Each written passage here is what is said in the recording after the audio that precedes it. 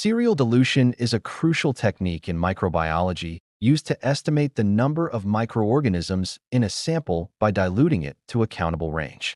It involves diluting a sample in a series of steps, typically using a dilution factor like 110 or 1 to 100, to reduce the concentration of microorganisms to a level where individual colonies can be counted on agar plates. First, mix the sample thoroughly to ensure uniform distribution of microorganisms. If needed, homogenize or blend the sample to break up clumps.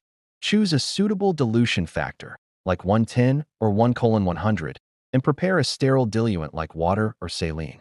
Perform serial dilution by taking a small volume of the sample or previous dilution and adding it to a known volume of diluent.